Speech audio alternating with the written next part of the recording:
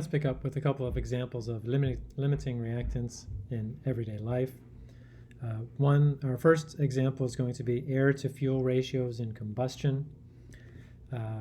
This slide has 4 different flames from a Bunsen type burner, and the one on the left is yellow, varying colors. The one on the right on the inner is blue. And what we've got is as you go from 1, 2, 3 to 4 here.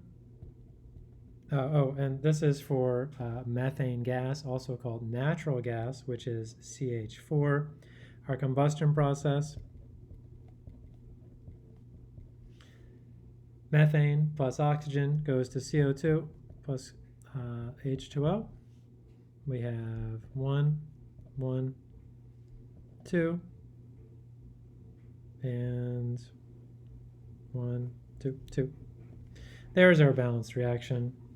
And the balanced reaction tells you how the reactants react together. We could have any grams or any ratios of these, and that'll change which one is the limiting reactant. In flame number 4, which is a blue flame, it is also the hottest flame. Approximately 1600 degrees Celsius. So methane is the limiting reactant. And when methane is the limiting reactant, that means that there will be excess oxygen, carbon dioxide, and H2O as the products, but excess oxygen. Over here, oxygen is the limiting reactant. That means that for a yellow flame, or also typically seen in a campfire flame, when the flames are yellow, that the oxygen is limiting, and you have incomplete combustion.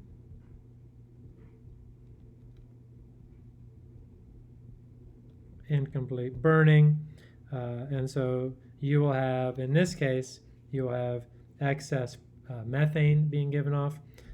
When you're burning and you have yellow flames, you might also see ash and other carbon soot and just leftover log. So that's because the material that is being burned is not the limiting reactant, which happens quite typically. That's one example. Other examples will be talking about aerobic and anaerobic respiration. So aerobic respiration, oxygen is present in vast excess, and so this maximizes energy production.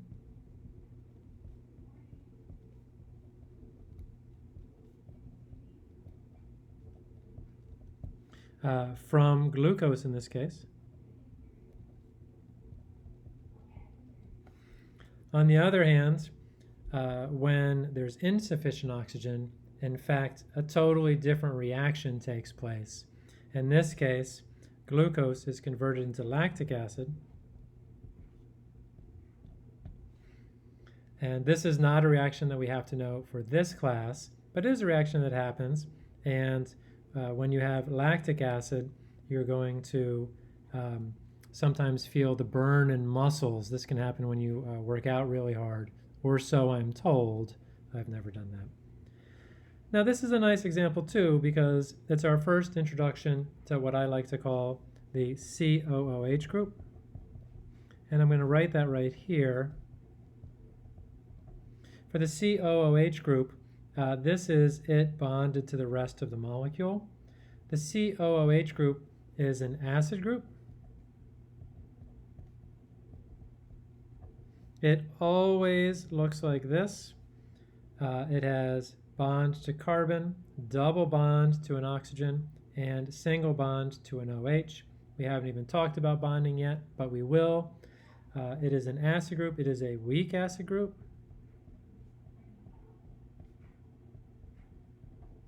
It is the acid in amino acids.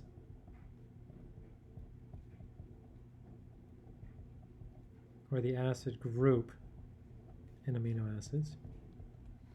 And so it's a very common thing. There are literally, and I don't use that word lightly, thousands of weak acid containing compounds.